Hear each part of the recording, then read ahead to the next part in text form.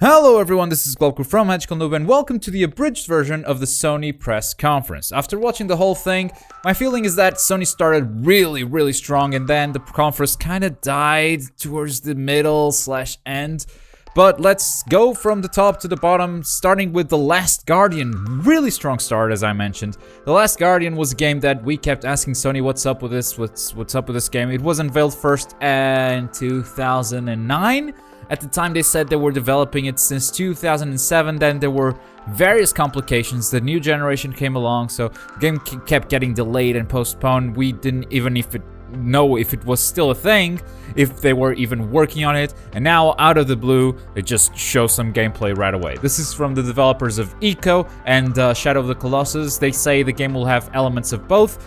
What we see from the gameplay trailer is kind of a player and AI cooperative platformer, puzzle platformer. I bumped the table again. This has to happen every single episode now. Very excited for this title, and it's a PlayStation 4 exclusive, so I don't think we expected anything different, really. The second game was probably my favorite part of the Sony Press Conference. It's a brand new game from Guerrilla Games, and this is called Horizon Zero Dawn. It's coming out in 2016.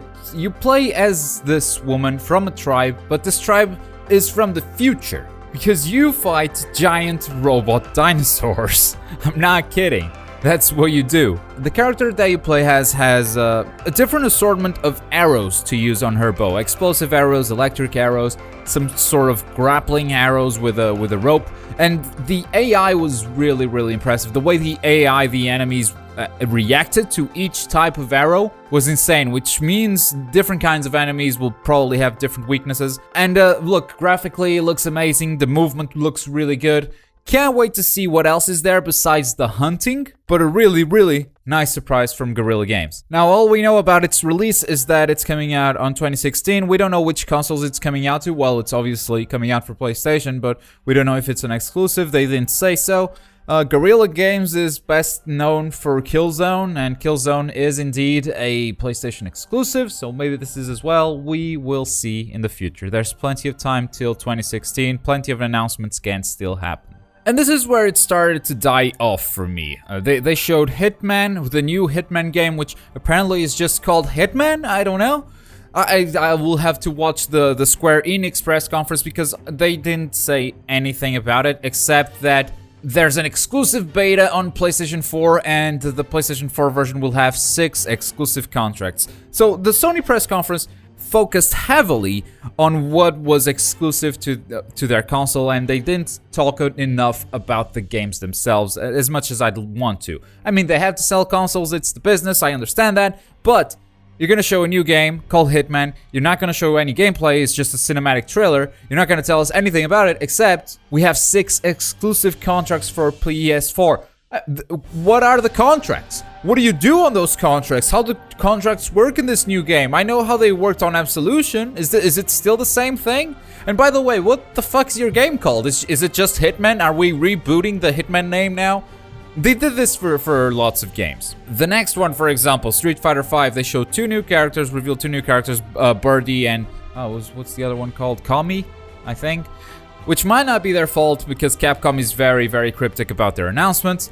But again, they leaned heavily on having a beta exclusive to PlayStation 4 and not talking enough about the game. No Man's Sky came next, and No Man's Sky also didn't show a lot of new stuff. It's kind of a free roaming experience. I don't know if they have a lot more to show about this game. Since everything is random, it's gonna be very unique to each player, but everything that was in this trailer was stuff that we have seen before, except for the UI. We can now see points of interest. That's really the only thing that they hadn't shown before. Next we have a project from Media Molecule, which is weird, to say the least. It's called Dreams, and you can draw stuff. I don't know if this is a movie maker or an actual game, so let's skip it. Firewatch looks very interesting. It's a narrative experience with branching possibilities in a first-person perspective. It's from the guys who made Season 1 of The Walking Dead, I want to say.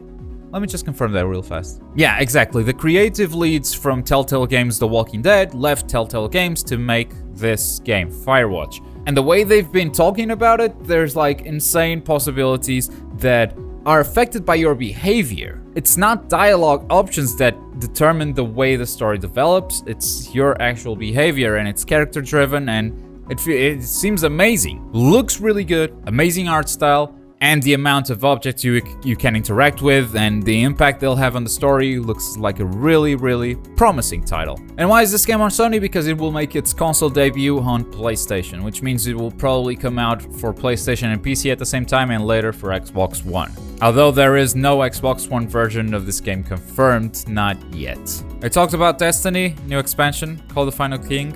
Don't care. Next.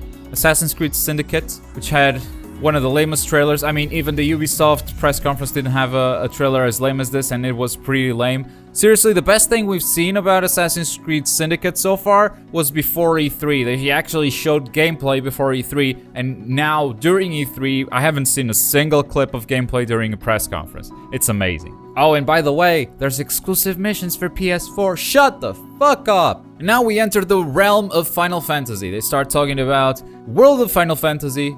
And what is this game? Is it a chibi RPG? What is this game? They don't tell you. It's exclusive to PS4 and PS Vita, and it's a Final Fantasy game.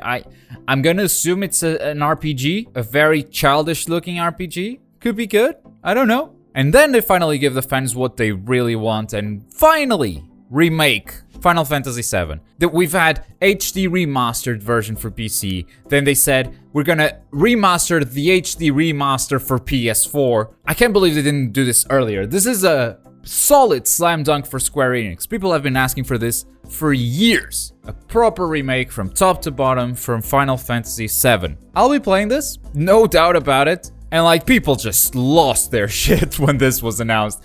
Then came the indie game roulette montage, 4 games from Devolver, who has a partnership with PlayStation. The first one was Ronin, which is already available on Steam on Early Access. The second one, I can't pronounce this. I don't know. Looks like an isometric perspective combat game. Mother Russia Bleeds is a brawler. Kind of looks like Double Dragon in modern days, so that's alright.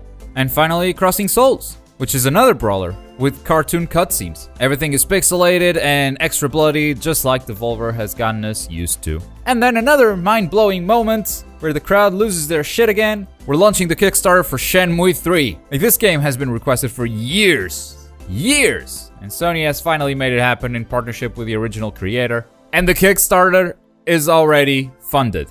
They asked for $2 million.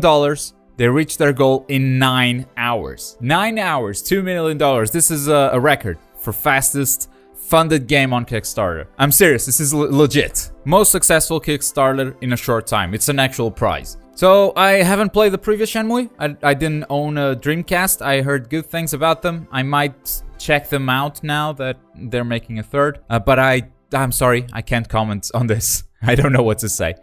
Batman Arkham Knight came next. This was a really positive surprise. It was really unexpected. I think from the dialogue that happens in this trailer, I think they are showing the very beginning of the game. And what was most surprising is you're not playing as Batman, because Batman has been doing whatever. He hasn't been saving Gotham, because crime hasn't happened. So Gotham doesn't know where Batman is, so you don't get to play as Batman. You get to play as a random police officer who walks in a diner, and somehow he's affected with a scarecrow toxin, and the game is a first-person shooter. It starts as a first-person shooter, which is not the core gameplay, I know that, but it was the perfect way of conveying this officer's experience. And this is what the Batman games are all about. Surprises. The unexpected happening, both in game mechanics and in story. I hate the fact that they show this, because now I'm not gonna be surprised when I play it, but man, what a turn of events. Andrew House walks in stage next. He talks a bit about Project Morpheus, about some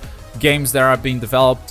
One of them was Riggs. It was interesting. They didn't go enough into it, I guess because Morpheus VR is hard to showcase in a stage like this. But basically, Riggs is a 3v3 battle arena shooter. It's esports using the Morpheus, and I think that's genius. And then there was all sorts of corporate talk, yada yada yada. Morpheus is only optional, which is cool. And then he also talked about some TV stuff and the Spotify. We're here for video games, so I'm gonna skip that. And I'm also considering skipping this next game, which is Call of Duty. Now, the big surprise is that Call of Duty is usually associated with Microsoft, and I didn't think about this at the time, but Microsoft had Dark Souls on their press conference, and now Sony has Call of Duty. That is weird. They seem to have the same deal that Activision had with Microsoft, where map packs come out for PlayStation 4 first, and then for all the other consoles, or rather, then for the Xbox and PC. And you can also play the beta in August 1st on PlayStation 4. I think Call of Duty Black Ops 3 did a smart thing with their single player, making it co-op,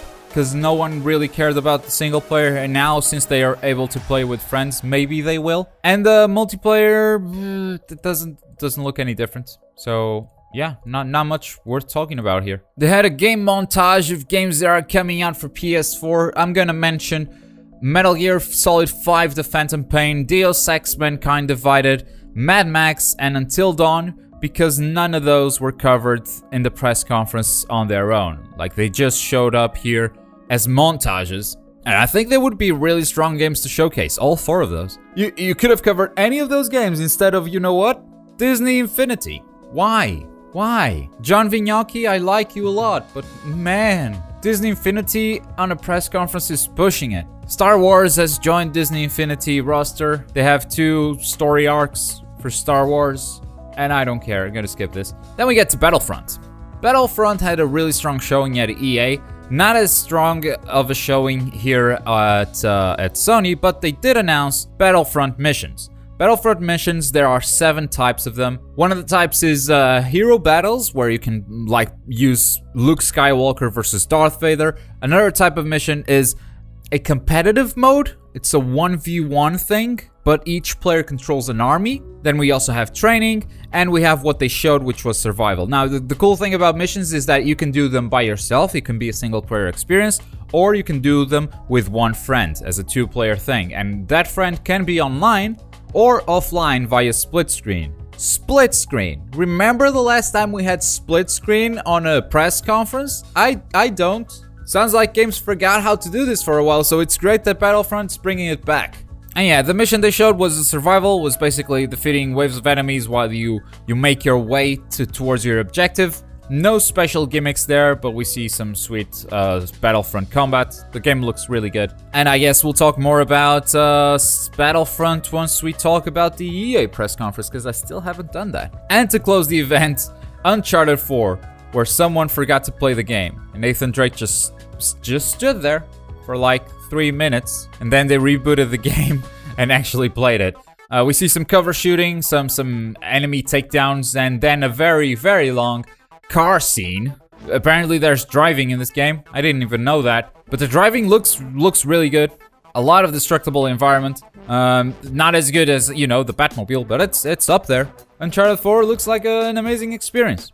They still don't have a release date for it, besides saying, hey, 2016. And that was pretty much it. That was the Sony press conference.